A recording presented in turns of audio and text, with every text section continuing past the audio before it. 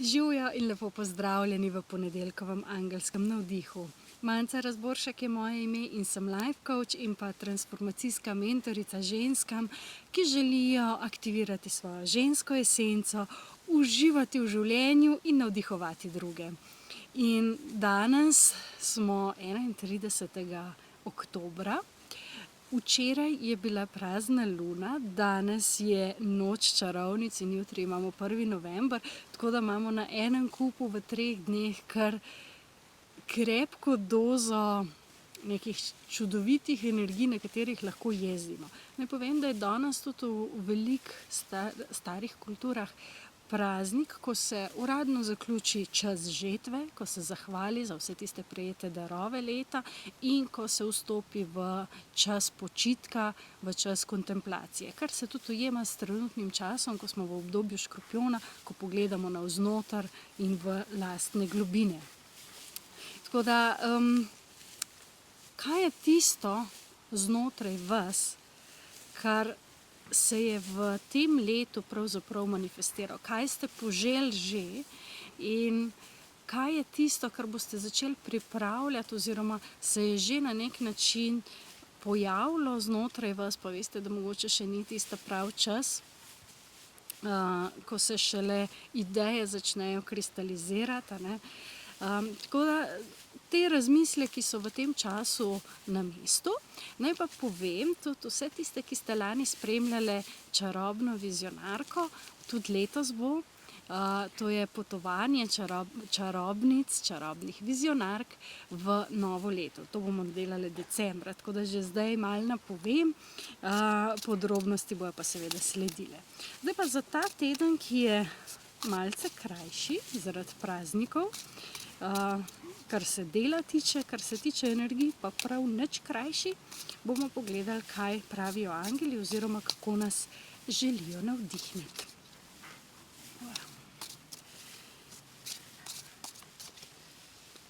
Takole. Prva karta je zaljubljenca in nadangel Rafael. Se pravi, to je karta, ki govori o združevanju nasprotij, ki govori tudi o harmoniji in pa o tem, kako stvari med sabo povezujete. Se pravi, kako stvari, ki mogoče na prvi pogled niso združljive, lahko vseeno pridejo skupaj. In nadangel Rafael je tisti, ki pomaga pri zdravljenju harmonije, povsod tam, kjer harmonija je podrta ali pa enostavno nekaj ne štima, tako da odnosi, predvsem kaj je v harmoniji in kje ni v harmoniji, kako se stvari zlagajo ali pa pač ne. Tako da druga karta za ta teden, prebojenje in nadangel Gabriel.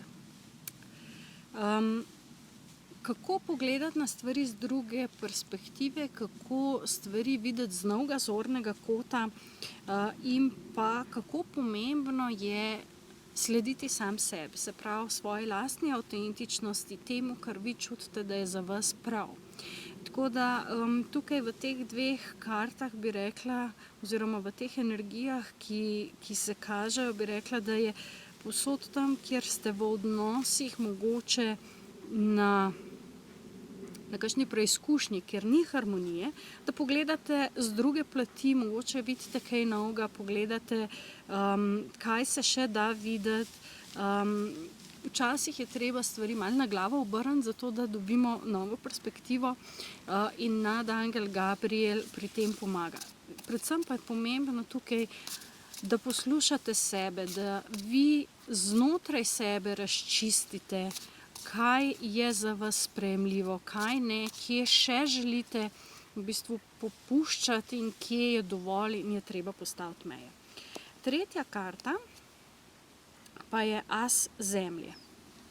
Se pravi, as zemlje, ki pa je zelo zemeljska karta. Se pravi, ti 2 prvi karti, ki govorita o o harmoniji, o tem, da je treba pogledati na stvari z druge plati, a Zemlja je pa tisti, ki pravi, da je treba to v konkretno življenje spraviti, se pravi v konkretna dejanja. Ne samo o tem razmišljati, ne samo o tem kontemplirati, meditirati, ampak tudi kako lahko konkretno spravite to v neko življenje ali pa v neko delovanje, v nekaj, kar se vsak dan pravzaprav izvaja. Ne?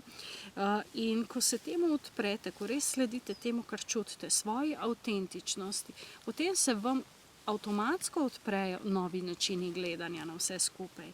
In tudi, ko to vidite, potem ne morete več delovati tako, kot ste včasih. In ne morete več po starem.